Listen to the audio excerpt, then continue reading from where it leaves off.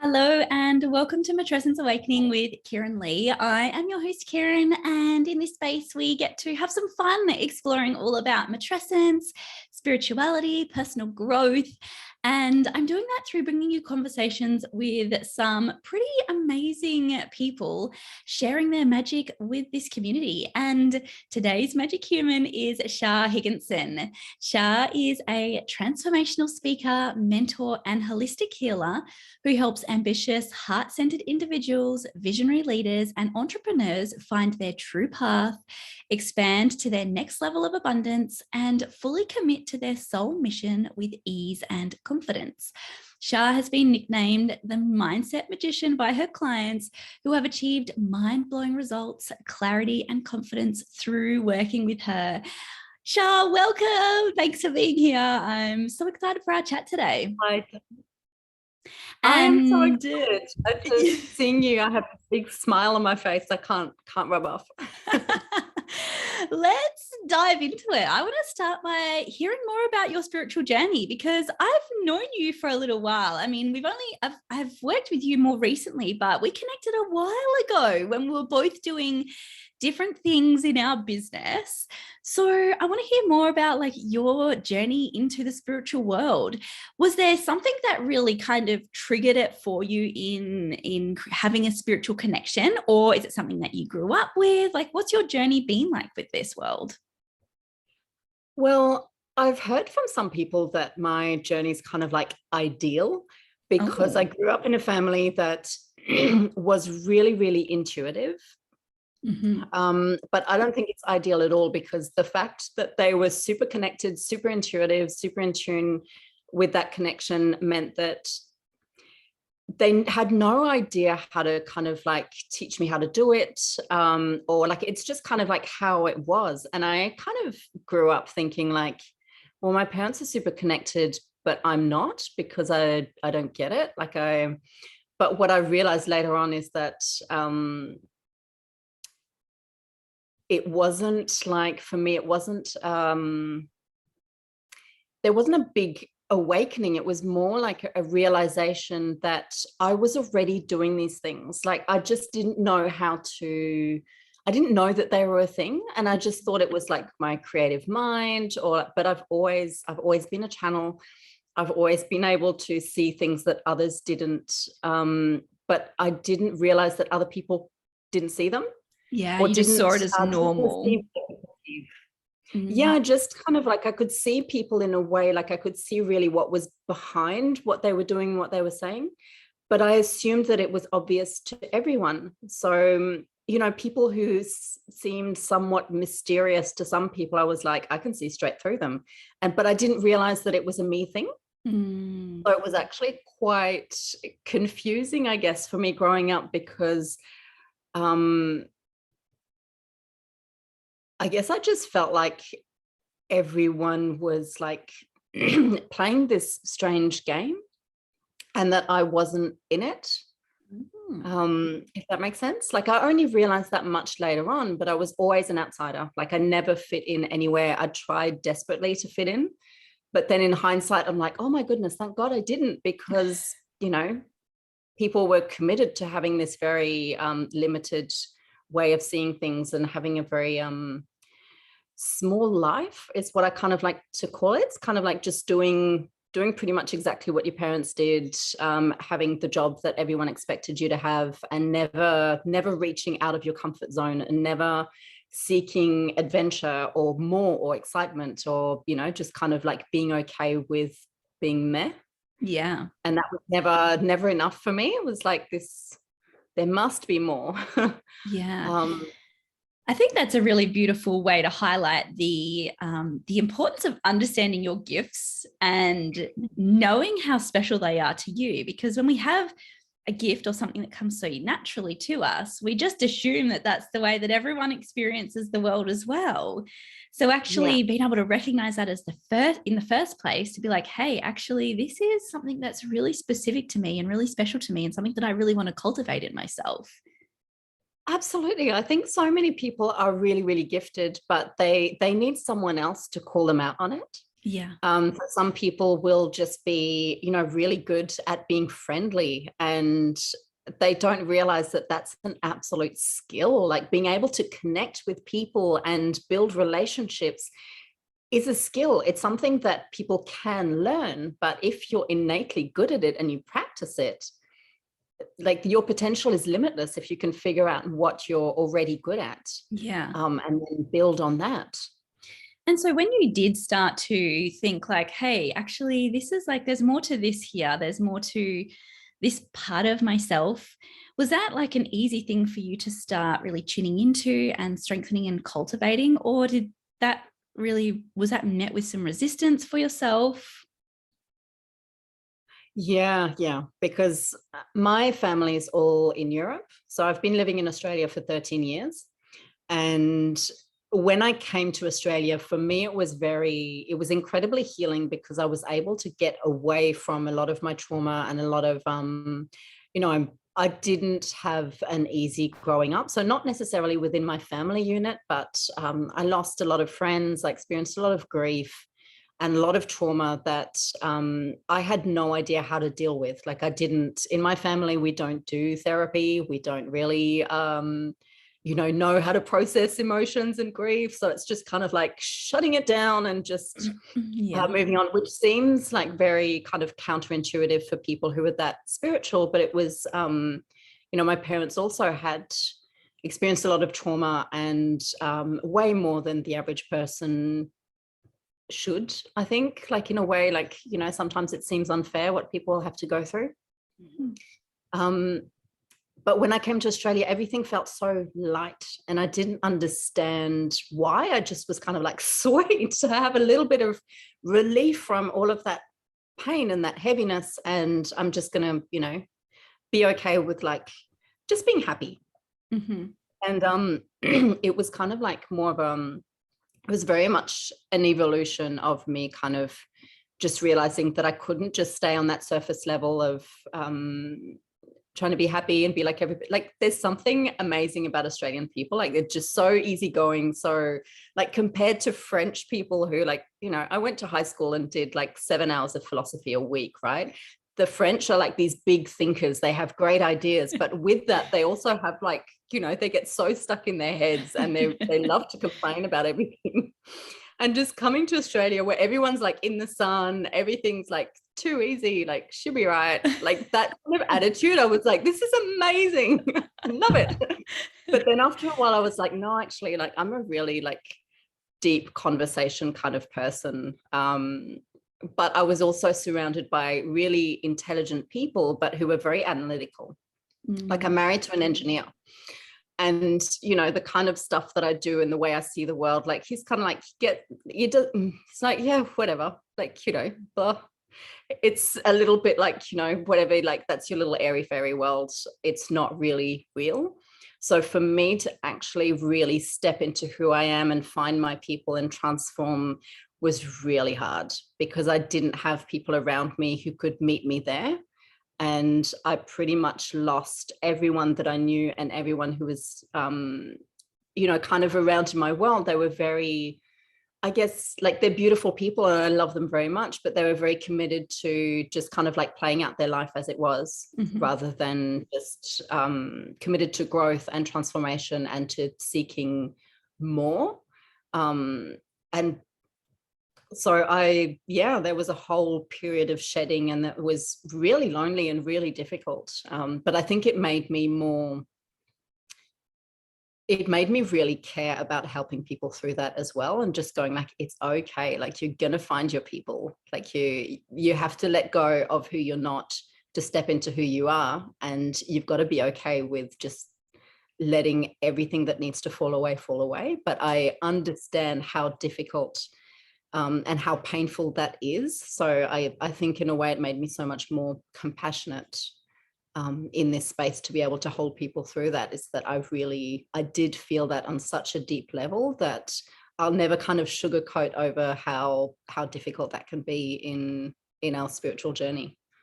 Yeah, and that's definitely something that you supported me through, and I'm so grateful to have had that support. I think having the support through those sorts of things is just so invaluable, because it can be, like you say, just so huge, so challenging to be able to release everything, and particularly doing it in motherhood when we already have to release so much to become a mother, our career and those things that were really tied often to our self-worth, having to release that. If we're releasing friends that maybe aren't, as aligned as what we want in motherhood, and so much release, but then internal release as well. Like, it is a pressure cooker for a challenging time. So how do we kind of support ourselves through that? How do we be okay with having to really sit with that uncomfortableness? And actually it's like, it's deeper than uncomfortable. It's not more than just being uncomfortable. It's more than discomfort. It's really, I think, coming back to presence and figuring out what our authentic energy feels like.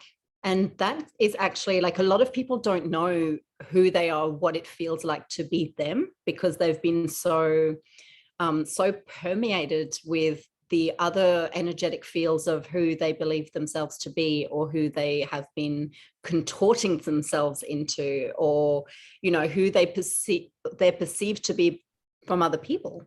Other people have this perception of you that when you start to change, they get uncomfortable as well. So they make you even more uncomfortable because you don't know who you are, but they don't, like, they're kind of asking you to kind of explain yourself when you're just like, I don't know. I have no words. Yeah, I don't know. Like, it's just really this, like, my whole life has exploded inside of me, and don't ask me to explain it. I'm not. But I think it's just when we can find that presence within ourselves and really come back to simplicity and the basics, and coming back to the breath and coming back into our body and learning to feel safe within our body. That's the key, really. And that, because, I think motherhood for so many of us is that initial kind of cracking open. Yeah. It's that, that birth through fire, right? Like, you have no way out, and you have to do it because you're there, you're kind of stuck with this baby or this newborn or this toddler, and you're kind of in the trenches, and it's incredibly lonely. But I think when we can reconnect to ourselves and figure out what it feels like to be us authentically, and without attaching any labels to that, and being okay with letting go of all the labels, then that place of presence is what will carry us through all the way through. Because as we transform all of the labels that we attach and that we pick up along the way, like, as we know, like, in our careers can change, and where we live can change, and how we show up in our relationships, and the relationships themselves, like, everything can transform around us, and we can change in so many ways. But the pure essence of who we are, and that connection to our soul, that's the only thing that will remain constant.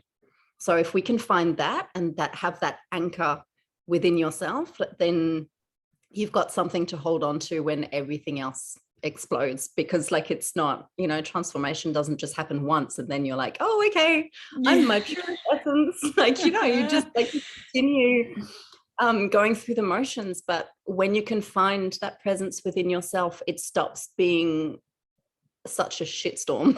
Like, it's kind of like you can allow everything else to recalibrate around you, while you're just kind of like, okay, I'm safe, I'm here, I'm me. And you just allow everything else to take its natural kind of course. And you mentioned loneliness in there. And I think that's another really big thing that we really struggle with. Like, we're told that we're going to have to build this village and have this village and all of that, but actually it can feel so incredibly lonely. And I think, and I'm speaking from my personal experience here, I wouldn't have had the transformation or the understanding about myself if I didn't experience that loneliness. And it can feel crippling and never ending when you're in the midst of the loneliness, but it also feels like it's extremely necessary. It absolutely is, because, what we think we need is connection to others, but we primarily need that connection to ourselves. And I think that's really the core to finding your people. Like, I found my people when I figured out who I was. Yeah. Then I realized that they were right there. Like, some of them lived around the corner from me. There were so many points of like, we were kind of like just navigating around each other, so many points of contact, but never actually meeting until I found myself, and then they were right there. And I was like, oh my God, it's like you've been looking for these people your whole life. Yeah. And they've been looking for you too, but you can't, like the way I explain it to people is you can't recognize them and they can't recognize you if everyone's walking around with these masks on. You have to like be authentic and be who you are and let those masks down. And then it's like, it feels to me that when you meet your true soul connections, like you see them, like it's like they are lit up from the inside. Like you'll see them in a crowd and you're just like, that person, I want to go and talk to that person. And that's how I met some of the most important people in my life. It was just like that, like this magnetic pull that I was like, I need to talk to them. And I had by then done enough of my own inner healing to actually have the courage to just like randomly go, hey, like I really like, I really want to connect with you, and not be really awkward and weird about it, and just be like, I'm just going to put myself out there and see what happens. And I've built so many beautiful friendships like that by just going like, hey, I think I want to connect with you. And yeah, and because when you've built that self-worth to be like, if this person says yes, awesome, and if this person says no, then like fully respecting and honoring that they're just not feeling the connection and it has nothing to do with me. Maybe it's just not the right time, rather than being like, what's wrong with me? Like no one wants to be my friend. Yeah, it's a totally different, we're coming from that place of internal power. Yeah. Rather than needing something else to complete us. So I think that loneliness enables us to find that connection. And then from that inner connection, we can build real, authentic, true connections with others. Yeah. Which is amazing. I would love to ask you about your husband and that relationship. So you said he's an engineer, very kind of practical, and you're very spiritual on the other side of that spectrum. How does that dynamic work like within your house? Because I know sometimes it can feel quite challenging thinking about like, well, if I change, my partner's not going to change with me. So maybe that's going to create disconnect, or, maybe we won't be aligned, or if we don't think the same, then how can that work? So how do you make that work with those really differing opinions on the work that you do? Mm-hmm. It's been tricky. I'll be totally honest. There are times where it's been really, really difficult. And it's been more kind of like my inner, like as you mentioned earlier, like that self-worth, like when you're not super grounded in your own worthiness and that true knowing of who you are, it's easy for other people to make you feel unbalanced. Mm-hmm. And like someone not respecting what you do can be incredibly hurtful. Like I remember at times being completely heartbroken that he didn't understand, like how can you not see what I'm doing and like how I'm doing it? Like and he was just like, I just don't get it. Like, and there was no amount of like, social recognition that could actually get through to him, because he just didn't get it. But when I allowed myself to let go of his opinion and just realize like, he's not the person that I'm here to change. Yeah. Like, it's not my responsibility to change his mind. It's my responsibility to be me in all that I can be and show up for the people that I'm here to change, who actually do, when I talk, they get it, they understand it, and it transforms them. They're not just kind of like this going, it's not a thing. It's not a thing. Like, why would I try and smash down a brick wall when I've got this beautiful open field with flowers in it? Like, I'd rather go and like dance in the field. Right. Yeah.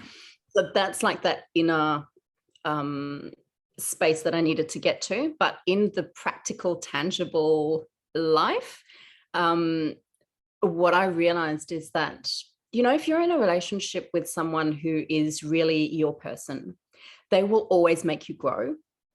And as much as my husband triggers the absolute shit out of me, he is the one person that will absolutely pull me up on like, if there is any aspect of me that is inauthentic, when I'm out of presence, when I'm not like fully walking the walk, like, he will pick up on it.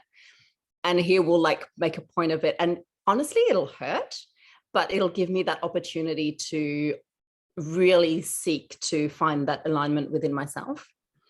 Because there's nothing like, I can be super present in everything that I'm doing in every aspect of my work, but you take me away, like you put me in a room with my 2 children bickering with each other, and I can totally lose my shit.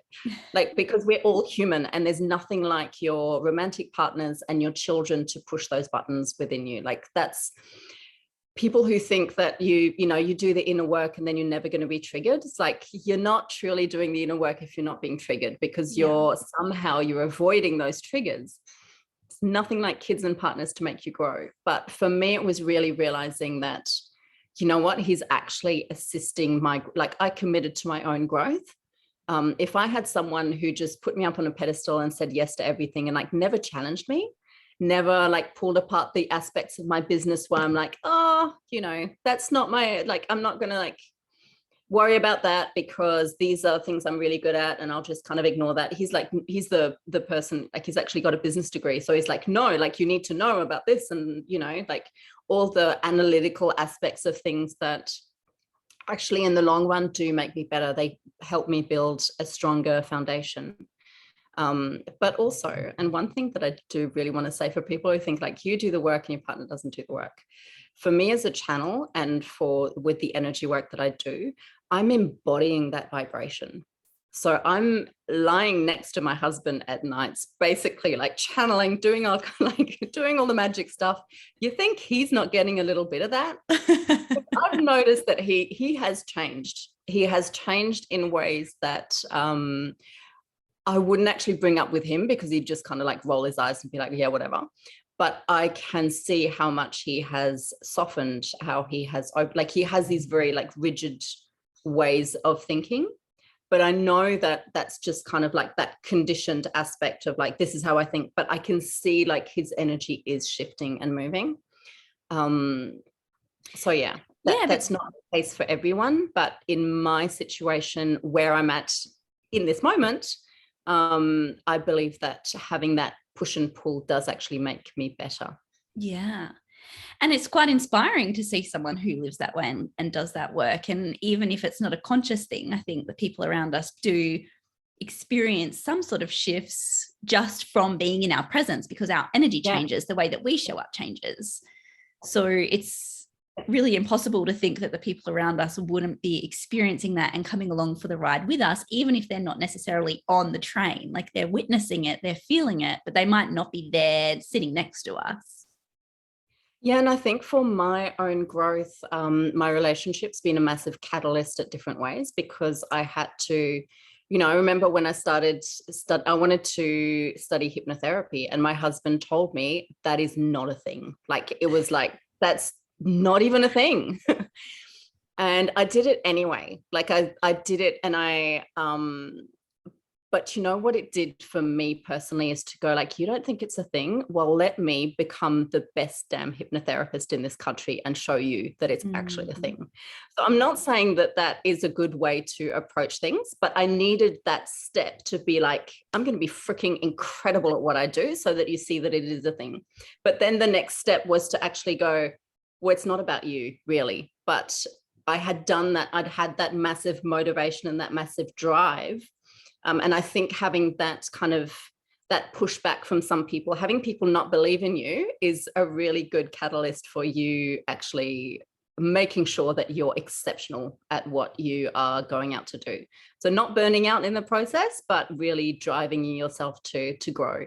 Yeah. But then I think it is important at one stage to go like, okay, and now I need to let go of that, because it's not going to serve me much longer. If I keep spinning the wheels just to prove other people, maybe it's not the best thing for me. But yeah, using it as like inspiration for the catalyst. If it's already on your heart, then sure, why not explore it and just show those other people that actually, like, this is my true calling and this is what I want to do. And I'll do it whether you think that it's a good thing for me to do or not. And so you said, like, partnerships and kids, they're the biggest things for triggering growth. So how has your matrescence journey been? Like, if you think back to becoming a first-time mum and moving into this whole wild ride of motherhood, what's your journey been like? It's been a bit of a kick in the teeth at times, to be honest. Yeah. Yeah, my kids were really the beginning of my journey, and that kind of, you know, a lot of the work that I do is intertwined with divine feminine energy and the feminine healing and womb healing and all of that stuff. So in my own experience, I had to go through, you know, the whole awakening through a slap in the face of having those children. And I was in labor for like, I think 36 hours with my first child. And I didn't have any support at the time, because I did consider, my sister-in-law told me about her experience of having 2 children in a hospital, and then the third one having a doula and having I think she had a home birth. Maybe she did have a baby in a hospital, but she had a doula, and she was just saying like it was amazing. But my mum is a midwife, and she lives in France, but she was going to come over for the birth. So I was like, don't need a doula. I've got my mum. She's had 4 babies. She's like delivered thousands of them in Africa. Like, I'm good. It's all good. She's going to be there. Well, turns out I apparently needed to do that on my own. And so my mum got stuck in a snowstorm on the way to the airport and didn't make it, because, you know, it's about 24 hours flight. So if you miss your flight and you have to like get on the next flight 2 days later, whatever it was, like she arrived long after my son was born. So I went into labor knowing that I was all alone doing this. And basically from that moment, I was pretty much terrified for a matter of months, just going, what the hell? Like, I'm not one of those people who got my baby and was like, oh my God, this is, you know, this is what I'm meant to be doing. And I love motherhood. And I was utterly petrified of being a mum, all the things that went around it. It didn't seem natural to me. I didn't know what I was doing. I didn't like the smell of breast milk. I was exhausted. Like, there was just all the things. Yeah, it was really very, very rough. But my children are quite phenomenal. Like, my son is just super like ground, like you can't teach him anything. He just like, he knows, he's confident, he goes, like, he doesn't listen to anything that anybody tells him to do. And my daughter is the absolute opposite, where she's incredibly smart, but she wants to know what the rules are. She wants to play within the rules. She wants to adhere to the system. You know, she's got these neurotypical ways of doing things that for me as a creative, I'm like, oh my God, just don't ask for permission. And as a woman as well, like, you know, as a woman and a mentor who does this work, it triggers me so much to have a child who asks for permission for everything. But they are really our greatest teachers, and they're wildly different. And I can see how they're embodying different aspects of me and calling me back home to myself. It's not easy, but it's you know, I wouldn't be as good at what I do or as in tune with myself if I didn't have these 2 little teachers running around and bickering all the time. Triggering our healing. Yeah, you know, sometimes I envy, I don't envy people, but, you know, I look at people who, you know, are somewhat similar to me, or, you know, in the same kind of like journey of growth, and they've only got 1 child. And I think to myself, like, maybe that would be so much easier, like to just have 1, so you can be fully present with 1, and there's not the other one, like, you know, like that kind of division of like having to keep the peace between so many different moving parts and characters. And my kids like never want to do the same thing. It's yeah, so I think we always have this like, oh, it would be so much easier if something else was different. But would it really? There'd be a whole different set of challenges. You'd be thinking, I wish I had another one to help entertain this one, you know, so she had a little bestie. And yeah, I've definitely had that same thought as well, in that like it would just be so much easier with 1. And I really like feel that when I get one-on-one time with each of my kids, and I'm like, you are like such a cool little human when you're not bickering the whole time. And, you know, maybe I could be giving more of myself to you if I only had 1 child. But then it's like, well, No, because it's a completely different situation. But yeah, I mean, just because we have those thoughts, it doesn't mean that we don't love our children and we aren't so grateful for them and understand how privileged we are to have these little humans in the world. But I think just really acknowledging that sometimes we can have thoughts of like this would be so much easier if I didn't have you children. And I've also experienced that quite a lot with my business. You know, I get into this comparison game where I see people building their business that don't have children, who can just commit to their businesses 5 days a week or however many days a week they want to. And they can just really focus on that. And I've often, like over the years, felt really quite jealous of that and felt a little bit resentful. And it's so interesting because I actually wouldn't be here. There would be no business without my children. So to think that I could run a business without my children is completely like disconnected, because they are what has fueled the growth, fueled the coming home to self, fueled me understanding my values and what I want and who I am. Like without them, I wouldn't be any of this. So it's a really interesting place to be with that push-pull of like, well, part of me feels like annoyed and then the other part is like so deeply grateful. And I think it's okay to acknowledge that both can be present. Yeah, absolutely. And I think like normalizing the extremes of emotions is really, really valuable. And, you know, knowing that you can feel a lot of love and a lot of frustration and anger at the same time towards the same person in the same moment. Yeah. That is okay. And because we are completely multidimensional and we're so complex, and with the work that I do, like tuning into all these different dimensions, like we often without children, we only get to experience one aspect of our multidimensionality. I feel like our children, they kind of bring other dimensions into the equation. So it makes it so much more complex and more to hold, but it makes it also really, really interesting when we're committed to our own growth, because we get to kind of notice so much more and be able to hold so much more. Because whatever they are experiencing or whatever they're bringing up in us, it's not just about them, it's about us, it's about other ancestors, it's about other relationships. Like they bring this like whole different complexity to every single situation. And that's a blessing in itself. I'm not saying it's an easy one, but you know, what I really believe to be true is that when we have so many different experiences throughout our soul journey, so we can call them lifetimes, and we want to experience all of them and all of their different variations. So I've come across clients who, you know, sometimes all they want is to have a child and they don't get to have that child. Then in another life experience, they get to have the child and they get to be frustrated with the child. Then in another life experience, they get to have the child and lose the child. And like to, you know, go through over and over these experiences of having that particular relationship and that particular love, but experiencing every different aspect of it.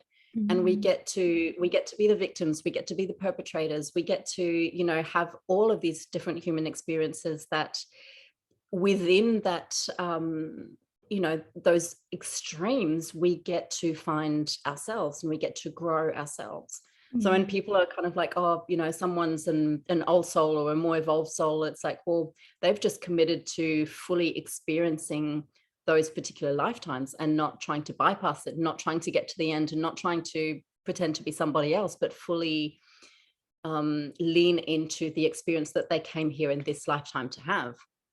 And sometimes that's not the experience that we want to have because of whatever conditioning we've been told that we should be. But in the great scheme of things, we want to experience it all. Yeah. So why not experience what's right in front of you rather than trying to change it so drastically? It's so interesting hearing you talking about that range of emotions across lifetimes, because I mean, in my work and so much of the work that I do for myself and support my clients with, it's about experiencing the range of emotions in the here and now, in the present, in this lifetime. But yeah, I guess I had never really considered the whole range across many lifetimes that we are experiencing, that this is just, you know, there is a bigger picture to everything that we're feeling. And in this lifetime, the more deeply we feel each of those emotions, the more connected we can become to ourselves and the deeper our lessons can become. But actually, yeah, it's such an interesting concept to think about it at that really like macro level of all of these lifetimes. And so I'd love to like learn more about the work that you do and how you support your clients. So with your shamanic healing, can you just explain a little bit about like what that is and how you support your clients in that work that you do? It's always a tricky one to try and explain because it's so weird. But what I basically do, and I mean, yes, I do have that awareness of like other lifetimes and, that multidimensionality, but I really do believe that we're here to experience this experience. And so many people want to know what their past lives are, but it's an ego thing. They just want to have kind of like somewhat of a, confirmation of something, or they're curious about something that really, we don't remember our other lifetimes for a reason, because we're here to be present in this one. But sometimes we get entangled. So we can get entangled in particular patterns that we're playing out. So patterns really are just a vibration that we get caught in, or that exists within us. So the way I see someone is that, we perceive our tangible body, right? We can perceive our skin and we see the things around us as tangible objects. But ultimately, we are energy swimming in energy. And what we perceive and how we feel is very much linked to our inner world. And there's a whole universe, when you look at the macro and the micro, and it's limitless, whether you zoom out or you zoom in.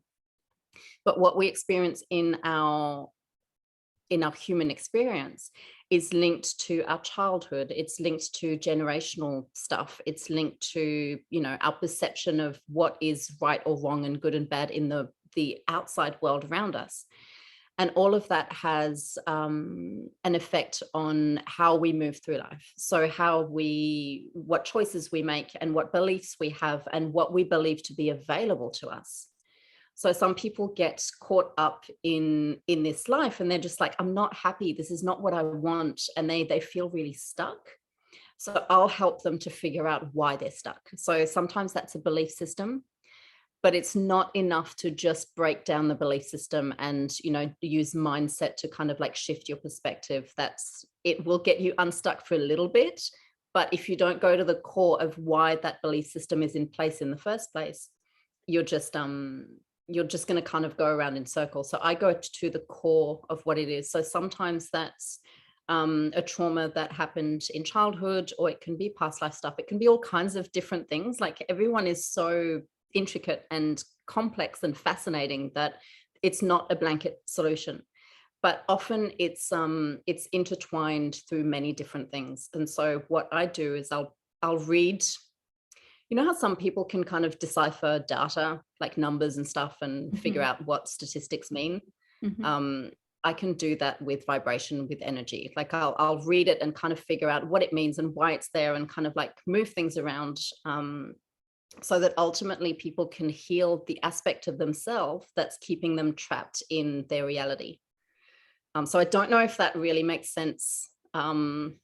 Yeah, so it's like really helping to break that pattern, break that energetic vibrational pattern at its core to actually move through it. I can just imagine this like person or body stuck in a cylinder that's just like bouncing backwards and forwards because it's kind of really like stuck there. Yeah. Whereas you come in and you're like, all right, well, let's just like break down the cylinder to allow that flow to then change, that vibration to change and to move and continue on the journey. Yeah, the way I like to explain it sometimes is like we're all inside a box, but we don't know that we're inside a box until suddenly someone pierces a hole in the box from the outside. And then you're kind of like, oh my God, there's something on the other side of that. And then we kind of make it, and then we slowly like break down the box and we're like, oh my goodness, there's a whole different reality. The truth is you're still inside a box. It's just a bigger box. So every time we expand and we raise our consciousness and we make different choices and we expand to different levels, we're going to come across whatever box is next. But that's all just a manifestation of something that is within us, that is manifesting on the outside. So, in the corporate world, they call this glass ceilings. Yeah. And it's kind of like, you get to that point where you're like, why can't I get that promotion? Why can't I get that pay rise? Like, there is something within you that is blocking your ability to make that available to you. It's totally available to you, but you need to figure out what's stopping you. And generally we're stopping us. There's a really good valid reason that we have those blocks. And if we try and bypass the reason, we're not creating sustainable growth. We can grow, but we'll always fall back down because we're not going to the root of the problem. And so when your clients come to you, are they like, hey, I've got this one thing that I feel blocked around and I really want to help? Or do they come to you just like, I don't really know what I need or what's going on, but I just feel drawn to work with you? Like, when would someone come to see you? At what point in their journey are they coming to see you to be like, I need some support here? Most people, when they come to me for the first time, they're really stuck. They're like, I don't know what it is, but I'm really stuck. Then when they've worked with me a little bit, they know that every time they're going to come across like a big challenge or something, that they'll get that extra support to see the bigger picture, because we can't see the bigger picture for ourselves, right? Because we're in it. But sometimes, and happens actually quite often, people will find me and they'll feel called to work with me. They don't know why, but they just trust that. And I love that, because the way that I work and the intention that I set is that I'm not here to serve your mind and what you think you want. I'm here to be of service to your soul, and I will give you everything that I've got. But I'm in service of your soul. So I'm not, if your story is that you want to achieve blah, blah, blah in your life, but I tune into your soul and your soul's like, please no, that's not what I want. I want this. I'm going to bring your awareness to the thing that you don't want to see. So often I'll challenge people. And it can be very uncomfortable for people at first, because sometimes they're like, no, I have this big vision and this is what I'm doing with my life. And I'm like, actually, you want to go in a whole different direction. But the thing is, when your soul has a particular mission and someone brings it to your awareness, it's often very uncomfortable, because it means that you have to do something about it. Yeah. But there's a deep sense of knowing within yourself that,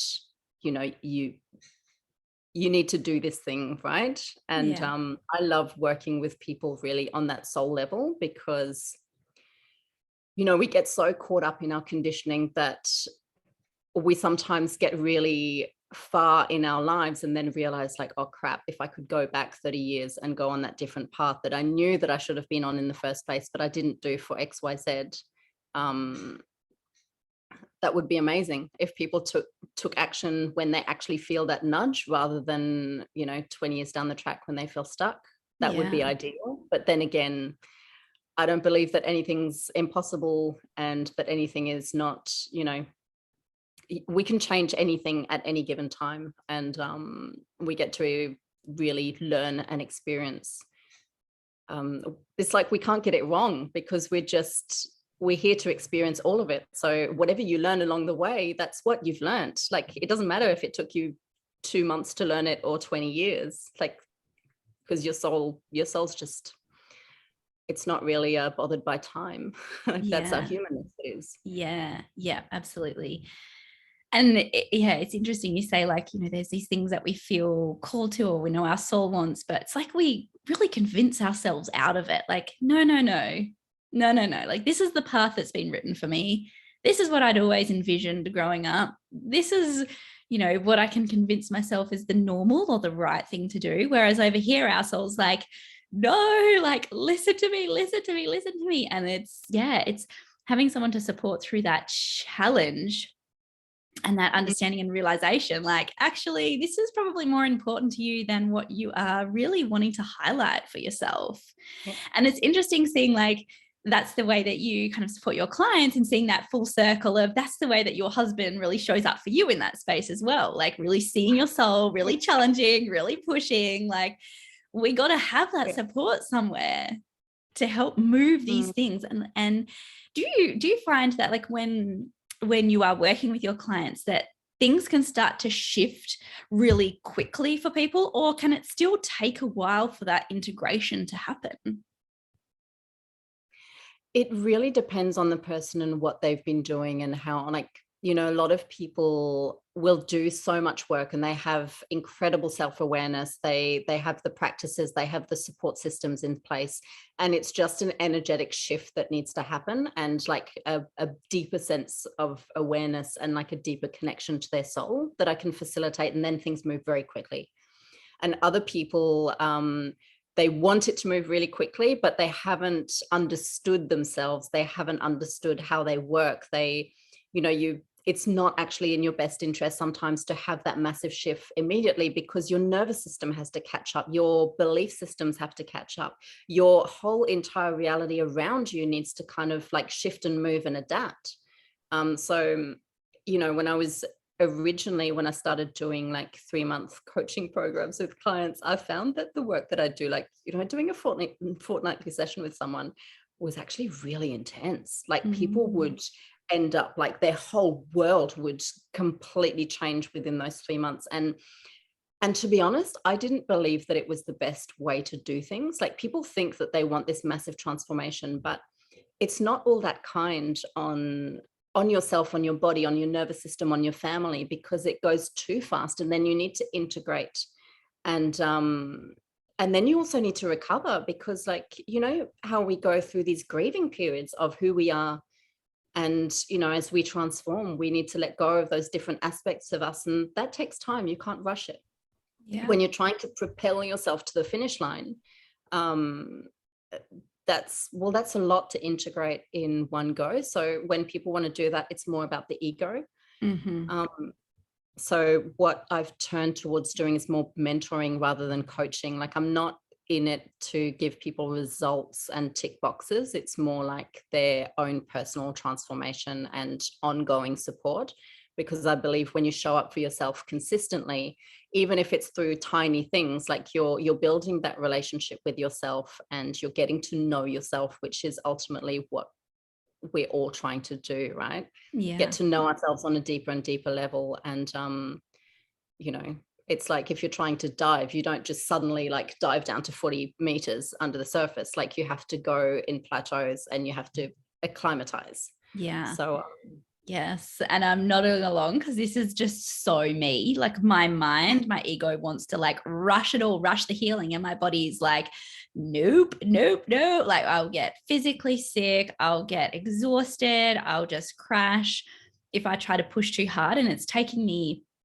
a long time. I mean, how long have I been on this particular journey? Maybe like 4 years. And I'm finally now at a place where I can be like, okay, I can really start to honor that I don't have to rush. And I actually have on my vision board next to me, and this is like for my healing and my business and everything, I've got bloom in your own timeline, because I often will look to other people and be like, well, they're like blooming quicker than me. They look like they're healing quicker than me. Their business is building quicker than me. But my body's like, doesn't matter. Like you're on your own timeline. Just slow it down. There's no rush. Just like enjoy the process.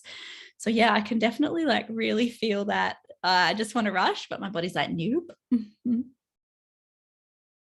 Yeah, and we need to be kind on our body and also on the people around us. Yeah, because these shifts that happen and like how our physical body needs to integrate them, it can really, if we don't do it right, it can actually like the integration process can last longer than it needs to if we try and rush, right? If you're trying to, you know, heal your body faster than it actually is doing naturally. That, you know, if you were like a coach for athletes, you'd know that, you know, the pushing period is just as valuable as the resting period in between the big sprints. And, you know, we need to recoup. And it's not something that I think is talked about enough in like the coaching and healing industry, because people like want results and they want them fast. And it's like, well, you know, sometimes when I work with clients, like I'll get an awareness of what's ahead for them. And I'm like, they're not ready for me to tell them that, because they're right here. And not that it would like completely freak them out, but actually, yeah, it would completely freak them out. Like if you knew like 4 years ago how much you would have to transform and all the things you'd have to do to get to where you are now, you'd be like, hell no, I'm not doing it. No. Hell no. Yeah. And it's interesting thinking like, what's the next 4 years going to be like? Like, holy shit, let's try not to like project to that, instead stay present, be like, where am I at the moment? What does my body need at the moment? What is the one next step I can do? And for me, I'm like in a pause right now. And yeah, like I said, I'm finally recognizing that the pause is just as important than the pushing and the growth and the realizations and the deep dives and all that stuff, because it allows to integrate, and it also allows just like life to be fun, because it can be messy doing that deep dive. It can be challenging. There's so much that can come up. So it's like, all right, I've done that work and now I'm just going to integrate and I'm going to enjoy. And, you know, this is what it's about. It's about the journey. It's about the ride. And it doesn't have to be all growth all the time.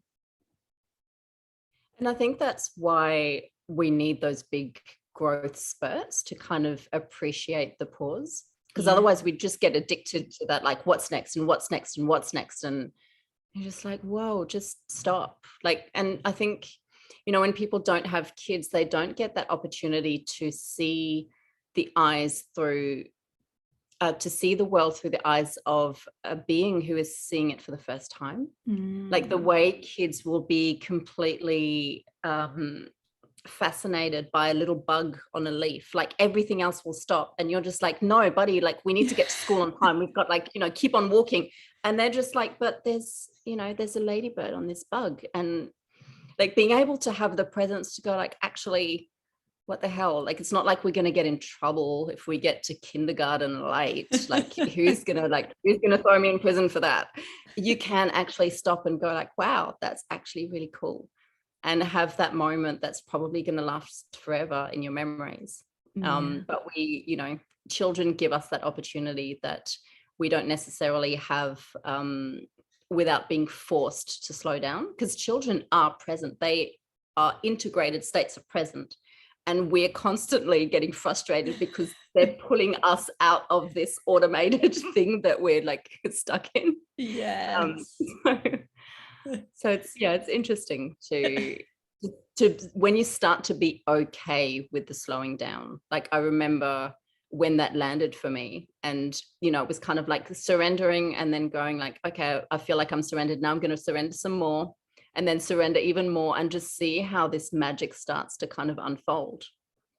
And but it stops being that addiction to more, and more of a kind of just a softening into a state of being, which is really beautiful and makes it all worth it. But it's not a walk in a park to get there, right? We've got to kind of like go through the deep dark woods.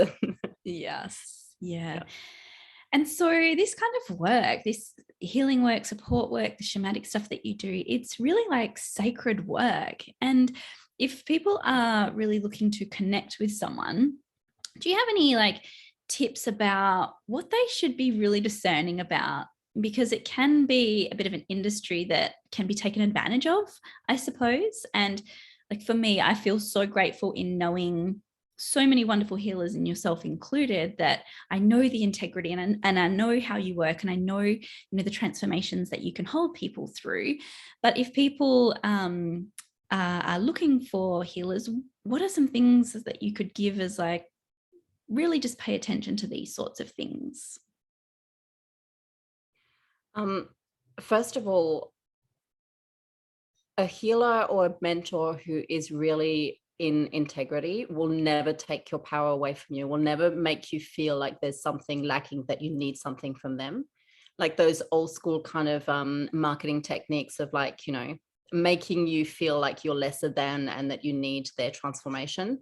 That's an absolute no-no for me. Like a true healer will always give you your power back, will always redirect you inwards to find yourself, to find that power within yourself. Because if they're not doing that, they're coming from a place of ego. And there are many, many people out there coming from that place of ego who have something to prove, or, you know, want to be kind of like seen, like they're doing this in a very kind of theatrical way.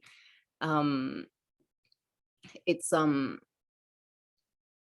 yeah, anyone who is just really bringing you back home to yourself and making you feel empowered. Like you have to feel empowered, and not that you are in a state of needing their assistance. Because I mean, that's like the difference between a true leader and like a fake guru, right? And a cult leader. Like that kind of like, you know, I'm the one with the power and follow me, rather than like we are all in this together. We are rising together. We are like the energy that I work with is the energy of oneness. And it's that knowing that we're all made of the same stuff, and there's no discerning who is more worthy or who, like, there's no better or worse. There's only these like conditioned aspects of it. But tuning into that oneness within yourself, and that someone who will bring you back to that calm and oneness within yourself is what I would aspire to seek out. Yeah. And absolutely trust your gut when it comes to, you know, there are some clients who've come to me and they said that they booked once with a particular healer, and they could kind of like, they were just like, something's not, they were getting really nervous before their session. Like, trust that.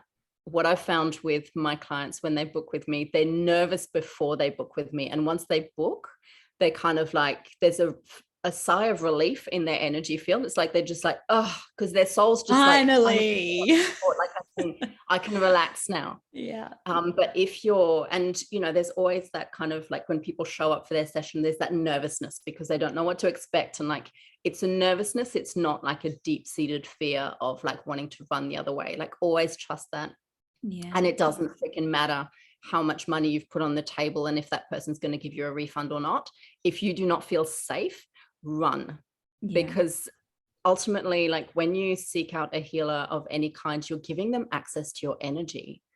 And that is your sacredness. Like, you don't just open up your energy and allow anyone access to that. Like, it should always be like, you are always sovereign over your own experience, and someone who is holding that space for you would always bring you back to your own presence and your own power.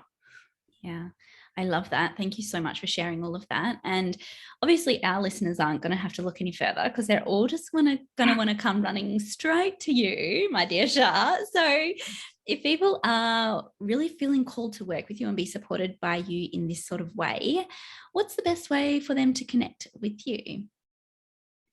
Via my website, chahigginson.com, or I hang out on Instagram a bit. And I post a lot of free resources around the place here and there. YouTube, you can find me just having rants about different things. But my website's probably the best way, because sometimes I completely like retract from the outside world to kind of tend to my own inner world, because that makes me better. I'm not a kind of consistent showing up, because that's not how my energy works. Sometimes I need to completely go away. But if someone needs me and they are authentically just reaching out and saying, hey, I need some help, I'll always be there. Yeah, wonderful. So I will link your website, and I know you've got a few different or you've got a mentorship and a membership, a group mentorship and a membership. So I will link those as well if anyone's feeling called to explore those different ways to work with you. Thank you so much for sharing this space with me and bringing all of your knowledge and wisdom and honesty into this space. I really appreciate sharing this time with you. I do too. It's always such a pleasure to connect with you and your beautiful energy. Thank you for having me. Thanks, Cha. And thank you to you, our dear listeners, for tuning in for another episode of Matrescence Awakening. Cha and I would both love to see where you're listening to this episode from. So take a screenshot and share with us on Instagram and let us know what your biggest takeaway was from this episode. And I will see you again as you tune in for another episode of Matrescence Awakening in another couple of weeks. See you later.